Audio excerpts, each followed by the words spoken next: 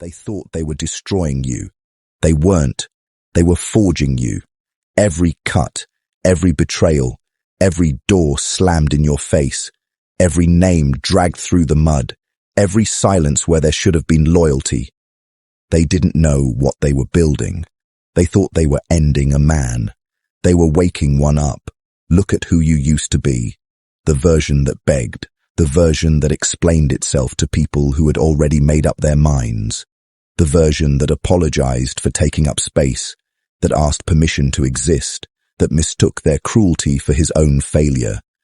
That man is dead. They killed him. And in his place, something colder walked out of the grave. They wanted you small, quiet, manageable, predictable, easy to use, easy to discard. So they struck when you were weakest. They calculated the moment. They moved clean. And they told themselves the story would end there, with you on your knees, grateful for the scraps. It didn't end there. This is the lesson Machiavelli understood 5 centuries ago, the lesson the world has spent every century since trying to bury. A man who is wounded and survives is not the same man. He has been somewhere his enemies have never been. He has touched the bottom and discovered the bottom had a floor he could stand on. He has stopped fearing what they could take from him because they already took it. That man is dangerous, not loud, not theatrical, quietly, surgically, irreversibly dangerous. Before we go deeper, type 4 words in the comments. I am what they feared. Type it because it is finally true. Number 2, the wound that sharpened the blade. Now understand something most men never will. The wound did not weaken you. The wound revealed you. Pain is the most honest teacher you will ever meet. It does not flatter. It does not negotiate. It does not care about your potential, your intentions, or the story you tell yourself in the mirror. It strips you down to what is actually there, and what is actually there is the only thing you can ever build a real life on. Everything else is decoration. Everything else collapses the moment pressure arrives. The men who betrayed you handed you a gift they will never understand. They showed you who you were when comfort was taken away. They showed you which friends were ornaments and which were architecture. They showed you which beliefs were yours and which were borrowed from people who did not love you. Most men go their whole lives without that information. They die surrounded by liars they mistook for family, by ambitions that were never theirs, by a self-image built entirely on applause. You don't have that problem anymore. The applause stopped. The mask came off. And what was left underneath was the only thing in your life worth defending. Machiavelli wrote that fortune favors the bold. But he meant something sharper than the motivational poster version.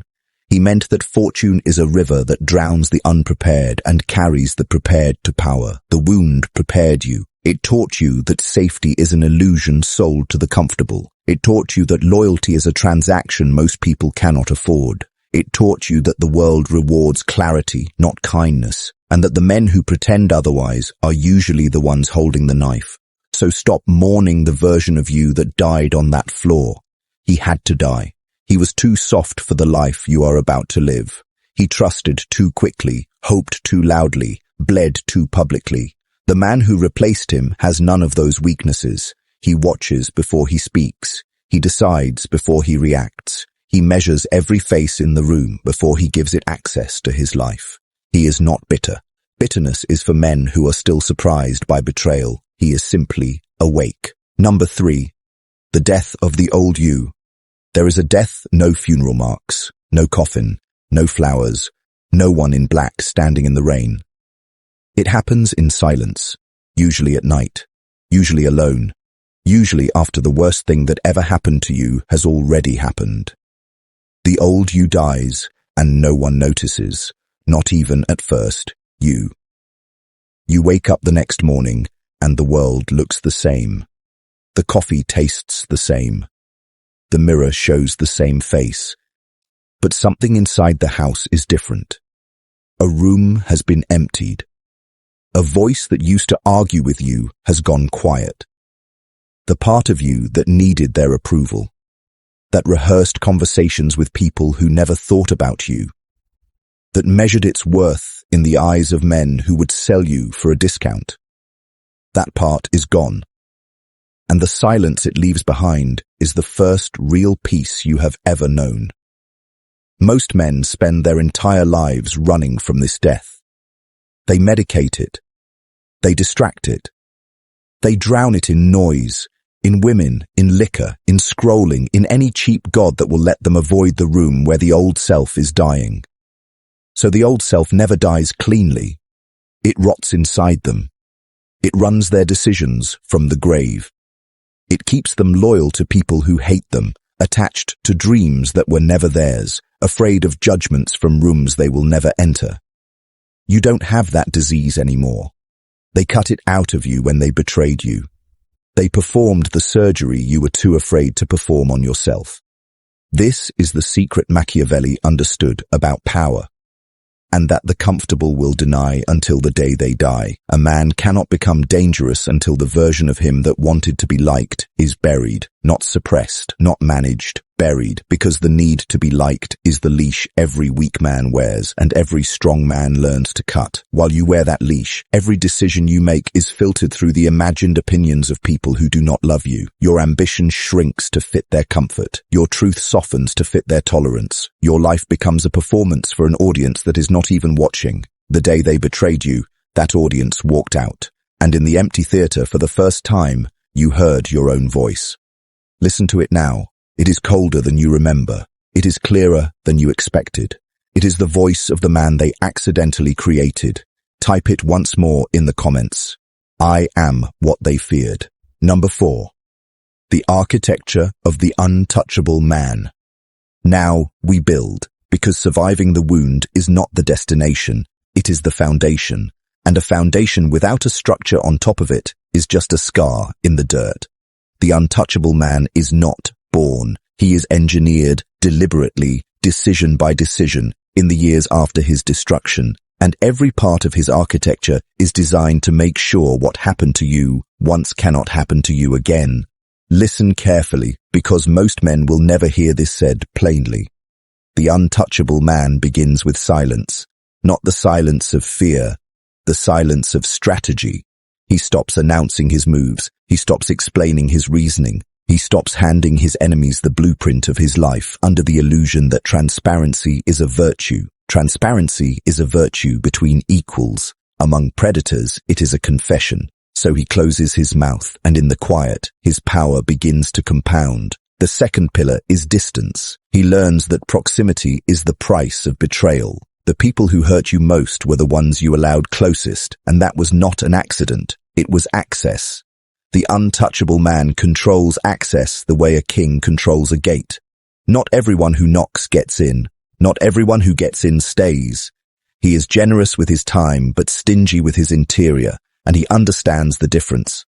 The third pillar is patience. The old you wanted justice loud and fast. The new you understands that revenge served in real time is just another tantrum, and tantrums are how weak men announce their wounds. The untouchable man waits. He lets time do the work that anger wants to do badly.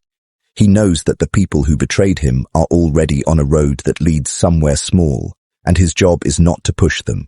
His job is to keep walking in the opposite direction until the distance between his life and theirs becomes a verdict no one can argue with. The fourth pillar is unpredictability. He never lets anyone fully map him. He gives different people different versions of the truth, not out of dishonesty, but because no one has earned the whole picture. Machiavelli understood this with surgical precision. A man who is fully known is a man who is fully managed. And a managed man is not a free one. The fifth pillar, and the one that finishes the structure, is indifference to applause. The untouchable man does not need to be celebrated, defended, or understood. He acts on his own counsel. He measures himself by standards no crowd is qualified to set. Praise does not lift him. Insult does not lower him. He has moved his center of gravity inside himself, where no one can reach it, and that single shift is what makes him impossible to control. This is the architecture. Silence, distance, patience, unpredictability, Indifference to applause. 5 pillars, holding up a man who can no longer be destroyed by the things that destroyed the version of him that came before. Down in the comments, type 3 words now. Not the old phrase, a sharper one. They lost me. 3 words. Let them carry the weight of every door you are never walking back through. Number 5. The law of quiet power. Here is a truth the loud world will never teach you because the loud world depends on you not knowing it.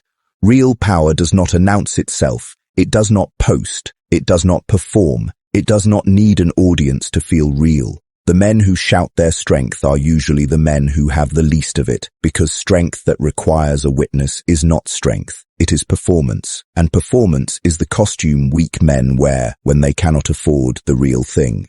The untouchable man learns this early, usually the hard way, usually after watching a louder man collapse under the weight of a reputation he could not actually carry. Quiet power operates by a different physics. It does not chase, it attracts. It does not argue, it decides. It does not explain itself to people who are never going to understand. It moves on its own clock, in its own direction, and lets the results speak in a language no critic can edit. While other men are draining themselves trying to be seen, the quiet man is compounding, in skill, in capital, in clarity, in the kind of competence that does not need a caption. And one day, without a single announcement, he simply arrives. The room shifts when he walks in. People who used to talk over him stop mid-sentence. People who used to dismiss him suddenly remember his name. He did not climb to that moment with noise. He climbed to it with discipline so consistent it became invisible and then undeniable. Understand the mechanics of this, because they are not mystical. They are mechanical. Every word you do not say is a weapon you keep loaded. Every reaction you do not give is a leash you refuse to wear. Every explanation you withhold is a piece of yourself that stays sovereign. Most men leak their power through their mouths. They tell their plans before the plans are real. They announce their comebacks before the comeback has muscle. They share their wounds with audiences that came to watch them bleed, not to help them heal. And by the time they are ready to move, they have already given away everything that would have made the move dangerous. You will not make that mistake again. Machiavelli wrote that men should be either caressed or crushed because they will avenge a small injury but cannot avenge a great one. Translate that out of the 16th century and into your life. Do not warn the people you intend to surpass. Do not lecture the people who underestimated you. Do not give monologues to the rooms you are about to outgrow. Let your absence be the only statement you make. Let your results be the only argument you submit. Let your silence become so heavy that the people who used to talk about you start to wonder what you know that they don't. Because while they are wondering, you are working. While they are guessing, you are building. While they are looking for you on the old battlefields, you have already moved to a country they cannot find on any map they own. This is the law of quiet power, and it is the law that separates men who recover from men who rise. The recovered man is back to where he was. The risen man is somewhere new, somewhere higher, somewhere the people who hurt him cannot follow without an invitation he will never send. Decide right now which one you are going to be. Then close your mouth and begin. Down in the comments, type 4 words, a new line, sharper than the last. My silence is strategy. 4 words. Let everyone who scrolls past them feel a little colder than they did a moment before. Number 6. The enemies who made you sharper. Now turn and look at them. Not with rage, not with longing, not with the trembling hope that they will one day knock on your door and apologize for what they took. Look at them the way a craftsman looks at the tools that shaped him, without affection, without resentment, but with the cold acknowledgement that they did a job and the job is finished. Your enemies were not a tragedy, they were a curriculum. Every person who betrayed you taught you something no friend ever could, because friends protect you from the truth and enemies hand it to you with the handle pointed at your chest. The friend tells you that you are wonderful. The enemy tells you where you are weak. And of those 2 messages, only one of them can actually save your life. So stop hating them. Hate is a leash that lets them keep walking you. Every minute you spend rehearsing what they did is a minute you have rented out to people who are not paying you for the space. You think you are punishing them with your anger, but they cannot feel it. They are eating dinner. They are scrolling their phones. They are sleeping deeply in beds you imagine to be cursed. The only person your hatred is touching is you, and it is touching you everywhere. The untouchable man understands this with monastic clarity. He does not forgive his enemies because they deserve it. He releases them because he refuses to carry them any further. He puts them down the way a soldier puts down a weapon he no longer needs, not because the war is over, but because his hands are required for something heavier now. Then he studies them. Cold, methodical, without flinching.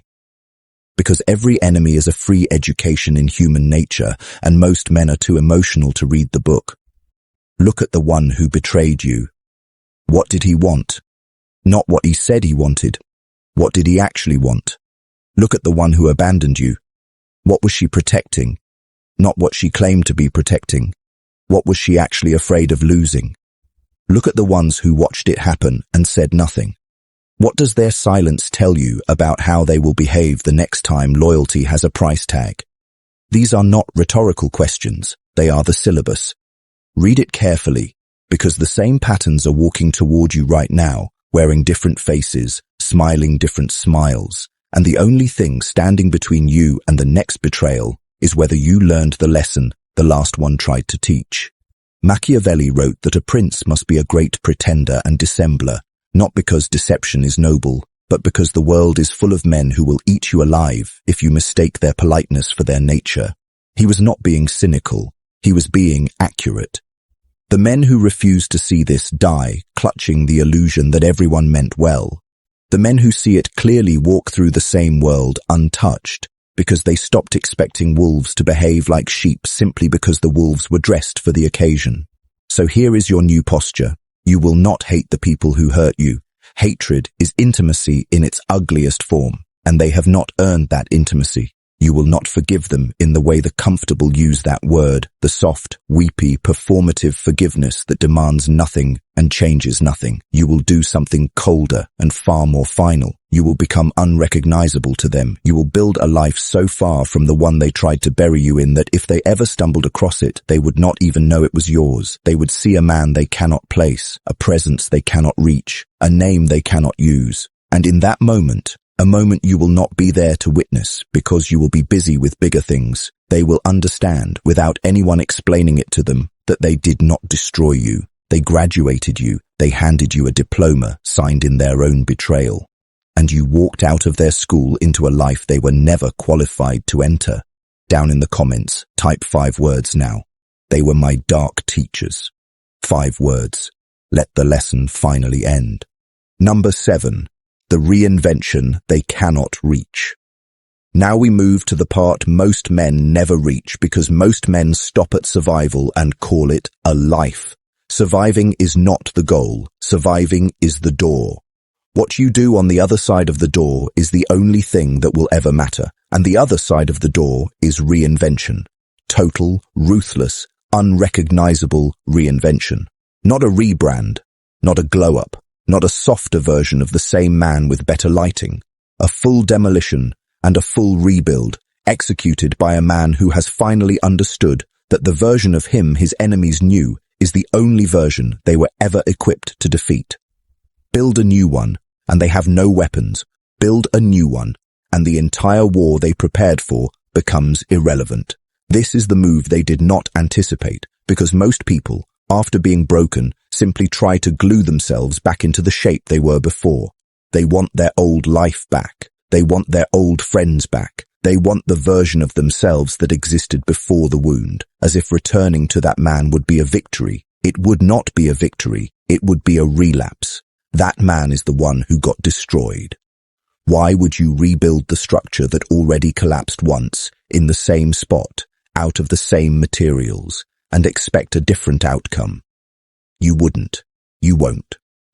The reinvented man does not return to the scene. He moves, geographically, if he must, socially, without question, psychologically, without hesitation. He changes the rooms he walks into, the conversations he engages in, the standards he holds, the company he keeps, the hours he wakes, the things he reads, the way he speaks, the way he carries his body through a room. He becomes, by deliberate construction, a man his enemies could not pick out of a crowd. And this is where the real power begins, because reinvention is not just about becoming new, it is about becoming inaccessible. The people who hurt you had a map of you. They knew which buttons to press. They knew which insecurities to exploit. They knew which loyalties to weaponize. Every cruelty they delivered was custom-made, tailored to the man you used to be. Burn the map. Become a country they have no passport to. Develop interests they cannot mock because they cannot understand them. Build skills they cannot diminish because they cannot replicate them. Cultivate a presence they cannot destabilize because it is no longer built on anything they have access to. The man they knew was reachable. The man you are becoming is not even on the same continent. Machiavelli understood that fortresses must be designed not against the enemy you fought yesterday, but against the enemy you will fight tomorrow. The walls that would have saved the old you will not save the new one, because the new one is moving through different terrain, fighting different battles, defending different territory. So build accordingly. Build a body that does not collapse under stress, because stress is coming and it does not negotiate. Build a mind that does not flinch under pressure, because pressure will arrive uninvited and stay longer than you expect. Build a financial position that does not depend on the goodwill of people who do not have any, because goodwill is the most volatile currency on earth, and the men who trade in it always go bankrupt. Build a circle so small and so loyal that betrayal becomes structurally impossible. Not because the people in it are saints, but because you have selected them with the patience of a man who has already paid the price for selecting badly. And then, when the new fortress is built, do something the old you would never have had the discipline to do. Disappear into it. Stop performing your reinvention. Stop announcing your evolution. Stop posting the receipts of your growth for an audience that includes your enemies. The reinvention is not for them. The reinvention is the wall between you and them, and walls do not need to explain themselves to the people they are keeping out. Let the people who knew the old you wonder what happened to him. Let them speculate. Let them invent stories. Let them comfort themselves with whatever version of events lets them sleep at night. You will not be there to correct the record because the record no longer concerns you. You are busy in the new country, building the new life, becoming the new man, the one they accidentally made possible the day they decided the old one was disposable. That is the reinvention they cannot reach, not because they are not trying, because you are no longer where they are looking. Down in the comments, type 4 words now. I am unreachable now. 4 words. Let them land like a door closing in a room no one will ever enter again. Number 8. The cold discipline of the new man. Reinvention without discipline is theatre, and the world is already full of men performing transformations they will not be able to maintain past the next hard week. You will not be one of them. The new man is not built by inspiration. Inspiration is the cheapest fuel on earth, and it always runs out exactly when you need it most. The new man is built by discipline, and discipline is colder than motivation, quieter than passion, and infinitely more loyal than any feeling you will ever have about your own life. Discipline is what shows up when the wound reopens at 3 a.m. and tells you that you were a fool to think you had healed. Discipline is what answers that voice not with an argument, but with a routine. Routines are how strong men survive nights that would have broken the version of them that existed last year. Understand what discipline actually is, because the soft world has lied to you about it. Discipline is not punishment. Discipline is not self-hatred dressed up in athletic clothing. Discipline is not the grim, joyless grind that influencers sell you while sitting in rented mansions. Discipline is the highest form of self-respect a man can practice, because it is the daily, unwitnessed decision to keep the promises you made to yourself when no one was watching and no one would have noticed if you broke them. Every promise you keep to yourself in private compounds into a man who cannot be moved in public. Every promise you break in private compounds into a man who collapses the moment pressure arrives. There is no third option. You are building one of those two men right now, today, with the choices you are making while you think no one is keeping score. Someone is keeping score. You are. And your nervous system remembers every entry. The new man wakes up at the same time every day, not because the hour is sacred, but because the consistency is. He trains his body, not for the mirror, but for the moments in life when softness will get him killed. And those moments are coming, because they always come. He reads, not to impress anyone, but because the men who shaped history were almost always the men who studied the men who came before them, and he refuses to fight battles his ancestors already wrote the manual for. He controls what enters his mind the way a king controls what enters his city, because he understands that the modern world is an open sewer of information designed to make him weaker, slower, and more afraid, and that consuming it without filter is a form of slow suicide most men do not realize they are committing. He guards his mornings, he guards his evenings, he guards the hour before he sleeps and the hour after he wakes, because those are the hours when the mind is most porous, and what enters there shapes the entire architecture of the day. He says no more often than he says yes, because his time is the only non-renewable resource he owns, and he refuses to spend it on people, projects, and conversations that will not exist in his life 1 year from now.